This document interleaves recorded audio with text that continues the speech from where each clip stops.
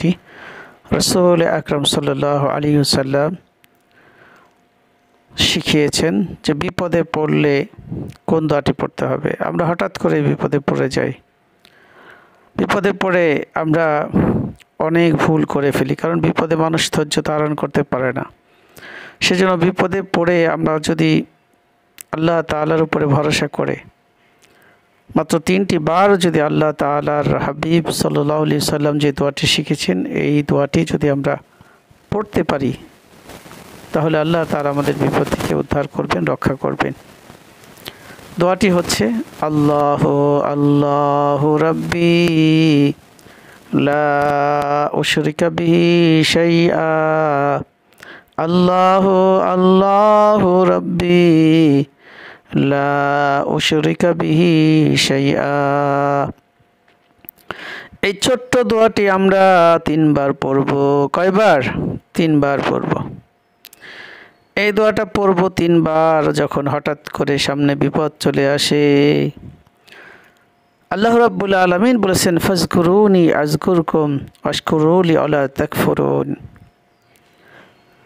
যে বান্দা আমাকে স্মরণ করো, তুমি বিপদে থাকো, সুখে থাকো, দুঃখে থাকো, হতাশায় থাকো, টেনশনে থাকো, ঝামেলায় থাকো, হাজারো মুসিবতে থাকো, তো আমি আল্লাহ তাআলাকে স্মরণ করো, কারণ আমি আল্লাহ তাআলা ব্যতীত এই বিপদ আপদ কেউ দূর করতে পারবে না, এটা সত্য কথা। সুতরাং আল্লাহ তাআলাই বিপদ রক্ষা করার মালিক, আর কেউ বিপদ রক্ষা করতে পারে না। রাসূল আকরাম সাল্লাল্লাহু আলাইহি ওয়াসাল্লাম আরেকটি ছোট্ট দোয়া শিখিয়েছেন। সেই ছোট্ট দোয়াটা কি? এই দোয়াটা কোরআনের কিছু অংশ আছে, কোরআনের একটি আয়াতের কিছু অংশ এবং হাদিসের মধ্যে রাসূল আকরাম সাল্লাল্লাহু আলাইহি ওয়াসাল্লাম নিজে থেকে প্রার্থনা করার একটি নিয়ম শিখিয়েছেন। কোরআনুল কারীমের মধ্যে আছে, যখন তারা মুসিবতে পড়ে, আল্লাযীনা ইযা আসাবাতহুম মুসিবা ক্বালু ইন্না লিল্লাহি ওয়া ইন্না ইলাইহি রাজিউন, যে তারা বিপদে যখন তাদের উপরে মুসিবত আসে তো তারা ওই মুসিবতের সময় তারা বলে নিশ্চয়ই আমরা আল্লাহ তাআলার জন্য এবং তার কাছেই আমাদেরকে ফিরে যেতে হবে। এই দোয়াটি পড়া, আমরা তো শুধু মৃত্যুর সময় এই দোয়াটা পড়ি, কারো মরার খবর শুনলে এই দোয়াটা পড়ি, কিন্তু বাস্তবতা হলো এই দোয়াটা সর্বক্ষেত্রেই পড়তে হবে। যখনই কোনো মুসিবত আসবে এই দোয়াটা আল্লাহ তাআলা শিখিয়েছেন, ইন্না লিল্লাহি ওয়া ইন্না ইলাইহি রাজিউন। আল্লাহর হাবিব সাল্লাল্লাহু আলাইহি ওয়াসাল্লাম এর সাথে একটু জুড়ে দিলেন, সেটি হলো আল্লাহুম্মা জুরনি ফি মুসিবাতি ওয়া আখলিফ লি খায়রুম মিনহা ওয়া আখলিফ লি খায়রুম মিনহা। এই দোয়াটি যদি আমরা পড়তে পারি, লাভ কি? লাভ হলো আল্লাহ তাআলা যা কেড়ে নেবেন এর চাইতে উত্তম সব আমার আপনার আমল নামার মধ্যে দিয়ে দিবেন। সুবহানাল্লাহ। মুসিবত তো যাবেই যাবে, মুসিবত চলে যাবে এবং যতটুকু ক্ষতি হবে এর চাইতে উত্তম বদলা আল্লাহ তাআলা আমাকে আপনাকে দান করবেন। সুতরাং পড়ব তো বিপদের সময়? কি বলেন তো? ইন্না লিল্লাহি ওয়া ইন্না ইলাইহি রাজিউন, নিশ্চয়ই কি? ইন্না লিল্লাহি, নিশ্চয়ই আল্লাহ তাআলার জন্যই। তো কি আল্লাহ তাআলার জন্য? আল্লাহ যদি প্রশ্ন করেন কি আমার জন্য, বলে আল্লাহ আপনার জন্য আমার হায়াত, আমার জীবন, আমার মরণ, আমার ধন সম্পদ, আমার টাকা পয়সা, আমার ঘর বাড়ি, ধন দৌলত যা কিছু আছে সব কিছুই তো আপনার জন্য। ইন্না লিল্লাহি, এই আয়াতের মধ্যে আমরা কি বলছি এটাও তো জানার দরকার, তাই না? ইন্না লিল্লাহি, নিশ্চয়ই আল্লাহ তাআলার জন্য। কি আল্লাহ তাআলার জন্য? কি বলে আমার জীবন আল্লাহর জন্য, আমার টাকা পয়সা আল্লাহর জন্য, আমার ছেলে সন্তান আল্লাহর জন্য, আমার বিবি বাচ্চা আল্লাহর জন্য, আমার পিতা মাতা আল্লাহর জন্য, আমার আত্মীয় স্বজন আল্লাহর জন্য, আমার ধন সম্পদ আল্লাহর জন্য, আমার ব্যবসা বাণিজ্য আল্লাহর জন্য, আমার চাকরি আল্লাহর জন্য, আমার পড়ালেখা আল্লাহর জন্য, আমার হায়াত আল্লাহর জন্য, আমার মৃত্যু আল্লাহর জন্য। সব তো আল্লাহই আমাকে দিয়েছেন। কে দিয়েছেন? সব তিনি রব্বুল আলামিন দিয়েছেন। সুতরাং আমার জীবনে যা কিছু আছে, যা কিছু দেখা যায় আর দেখা যায় না, এটি আল্লাহ তাআলাই দিয়েছেন। সুতরাং এটার মালিক আমি নই, এটার মালিক আল্লাহ তাআলাই। এজন্য ইন্না লিল্লাহি, কি এজন্য? ইন্না লিল্লাহি, সব কিছু আল্লাহর জন্য, ওয়া ইন্না ইলাইহি রাজিউন, এবং আমরা তো আল্লাহর কাছেই ফিরে যাব। এই যা কিছু দিয়েছেন এটা তো সব কিছু রেখে শুধু আমি সত্তাটি আল্লাহর কাছে চলে যাব। ওয়া ইন্না ইলাইহি রাজিউন, এবং আমরা তো আল্লাহ তাআলার কাছে প্রত্যাবর্তিত হব, প্রত্যাবর্তন করব আল্লাহ তাআলার কাছে। সুতরাং যা কিছু আছে, আমার শরীরের হাড় মাংস সব কিছু বিলীন হয়ে যাবে, রক্ত মাংস সব কিছু কার? এটাও আল্লাহর। আমার শরীরের মধ্যে যে বাতাস প্রবেশ করে সেই বাতাসও আল্লাহর জন্য। আমার শরীরের মধ্যে যে রক্ত প্রবাহমান এটিও আল্লাহর জন্য। আমার চিন্তা শক্তি যে চলমান আছে এটাও আল্লাহর জন্য। আমার হাত নাড়াচাড়া করে, জবান কথা বলে, এটাও আল্লাহর জন্য। আমার শরীরের যা কিছু আছে সবই আল্লাহর দেয়া। সুতরাং এটাই তো আল্লাহর জন্য, তাই না? ওয়া ইন্না ইলাইহি রাজিউন, এবং আল্লাহ তাআলার কাছেই আমি ফিরে যাব। এখন হাদিসে নবীজি বলেছেন, আরেকটু জুড়াই দিয়েছেন, এই দোয়াটা পড়বেন তো ইনশাআল্লাহ। কোনো বস্তু যদি হারায় যায় 100 বার পড়বেন। কোনো বিপদ হলে, যে কোনো বিপদ, জুতার ফিতাটা লাগাতে পাচ্ছেন না, এটাও একটা বিপদ। জুতার ফিতা লাগাতে পাচ্ছেন না, যে কোনো বিপদ, পড়ে গেছেন, ব্যথা পেয়েছেন, কষ্ট পেয়েছেন, মনে কষ্ট পেয়েছেন, শরীরে কষ্ট পেয়েছেন, সব কষ্টের মধ্যেই এই দোয়াটা পড়তে হবে। আর সাথে সাথে এই দোয়াটাও পড়তে হবে। সেটা কি?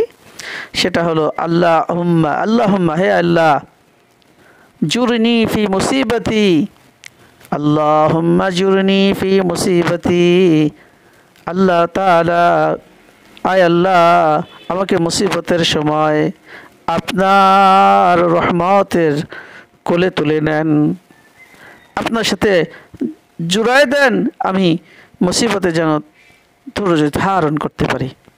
আল্লাহুম্মা জুরনি ফি মুসিবতি ওয়া আখলিফ লি খায়রুম মিনহা ওয়া আখলিফ লি, এবং আপনি যতটুকু আমার কাছ থেকে নিয়ে গিয়েছেন তার চাইতে উত্তম কিছু আমাকে দান করুন। সুবহানাল্লাহ। পড়বেন তো ইনশাআল্লাহ।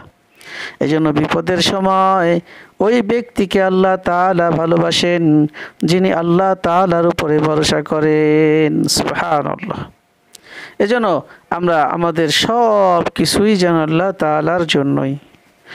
ইন্না সলাতি ওয়া নুসুকি ওয়া মাহইয়ায়া ওয়া মামাতি লিল্লাহি রাব্বিল আলামিন, আমার নামাজ আল্লাহর জন্য, আমার কুরবানি আল্লাহর জন্য, আমার জীবন আল্লাহর জন্য, আমার মরণ আল্লাহর জন্য, সব কিছু আল্লাহর জন্য হবে। আর গুনাহ বলে, এই গুনাহকে তো বলেন, গুনাহকে মুছে দেয় নেক কাজ, ভালো কাজ। সুতরাং ভালো কাজ করবেন তো গুনাহ মুছে যাবে, ভালো কাজ করবেন বিপদ সরে যাবে। কারণ নবীজি বলেছে, ইন্নার রাজুলু ইহরামু রিজকা বিযামবি ইউসিবুহু, নিশ্চয়ই গুনাহের কারণে মানুষ রিজিক থেকে বঞ্চিত হয়। গুনাহের কারণে মানুষ বিপদে পড়ে। রিজিক অর্থ কি টাকা পয়সা ধন দৌলত? না, রিজিক অর্থ সুস্থতা, রিজিক অর্থ কি নিরাপত্তা, রিজিক অর্থ কি বলেন সুস্থতা, রিজিক অর্থ নিরাপত্তা, রিজিক অর্থ কি সুখে থাকা, রিজিক অর্থ কি ভালো থাকা, রিজিক অর্থ কি বিপদ মুক্ত থাকা, রিজিক অর্থ পরিবারের ঘরের মধ্যে শান্তি বর্ষণ হওয়া, শান্তি বিরাজমান হওয়া, এটাও রিজিক। সব কিছুই রিজিক বলে। এই জন্য গুনাহের কারণে রিজিক থেকে মানুষ বঞ্চিত হয়। এই জন্য আমরা চেষ্টা করব গুনাহকে পরিহার করার জন্য। আল্লাহ তাআলা আমাকে সহ আপনাদের সকলকে আল্লাহ তাআলা আমাকে সহ আপনাদের সকলকে গুনাহমুক্ত জীবন দান করেন। তাকওয়াবান অর্থাৎ তাকওয়া হলো ভীতি, ভয় ভীতি, আল্লাহ তাআলার ভয় ভীতি আমাদের অন্তরের মধ্যে আল্লাহ তাআলা জারি করে দেন। আল্লাহ তাআলার প্রতি ভালোবাসা এবং ভয়, এই দুই জিনিসের নাম হলো তাকওয়া। আল্লাহ তাআলার ভয় হলো আসল তাকওয়া, আল্লাহ তাআলার ভয়ই হলো সর্বোচ্চ তাকওয়া। এজন্য আল্লাহ তাআলার ভয় আমাদের অন্তরের মধ্যে আল্লাহ তাআলা প্রবল করে দেন। এজন্য সকলে বলি আমিন। আমরা আজকের লাইফে যতটুকু শুনেছি আমল করার চেষ্টা করব। আল্লাহ তাআলা আমাদের সকলকে আমল করার তৌফিক দান করেন। সকলে বলি আমিন। সকলে দোয়া পড়ে নেই। সুবহানাল্লাহি বিহামদিহি, সুবহানাকাল্লাহুম্মা ওয়া বিহামদিকা আশহাদু আল্লা ইলাহা ইল্লা আনতা আস্তাগফিরুকা ওয়া আতুবু ইলাইক। সম্মানিত হাজিরিন, আমরা যারা নতুন এসেছি আজকের ভিডিও লাইফের মধ্যে, যারা নতুন সংযোগ স্থাপন করেছি, তা কানেক্টেড হয়েছি, তাদেরকে বলবো যে আমার তৈরি করা একটি তেল আপনাদের কাছে আপনারা গ্রহণ করবেন, আপনারা কিনবেন আমার কাছ থেকে এই তেলটা। এই যে তেলটা দেখাচ্ছি, এই তেলটা একটা তেল ব্যবহার করলে 15টা উপকার করবে। প্রথমেই আপনার 14 দিনের মধ্যে চুল পড়াটা, মোটামুটি 7 থেকে 14 দিনের মধ্যে চুল পড়া বন্ধ হয়ে যাবে এবং আপনার চুল ঘন হবে, কালো হবে, লম্বা হবে। নারী পুরুষ সবাই ব্যবহার করতে পারবে। মেয়েরা, বিশেষ করে মেয়েদের চুলের জন্য এটা অত্যন্ত ভালো হবে, অত্যন্ত ভালো হবে। ছেলেদের জন্য, যারা টাক পড়ে যাচ্ছে, টাক মাথায় আপনারা চুল পড়ে টাক হয়ে যাচ্ছে, ফেস্টা হয়ে গেছে, চুলের বিভিন্ন সমস্যার কারণে যেই সমস্যা সৃষ্টি হয়, চুলের বিভিন্ন সমস্যা হয়, এই বিভিন্ন সমস্যা দূর করার জন্য আমার একটি তেলই ইনশাআল্লাহ যথেষ্ট হবে। আপনাদের কাছে অনুরোধ থাকলো আপনারা নিয়ে ব্যবহার করে উপকৃত হবে নিজেরাও এবং অপরকেও এই তেলটির দাওয়াত দিবেন এবং এই তেলের কথাটা আপনারা নিজেরাও প্রচার করবেন, নিজেরাও কি উপকৃত হবেন, আরেকজনকে উপকৃত করবেন। আল্লাহ তাআলা আমাদের সকলকে দুনিয়ার কল্যাণ, আখিরাতের কল্যাণ দান করেন। সকলে ভালো থাকবেন, সুস্থ থাকবেন।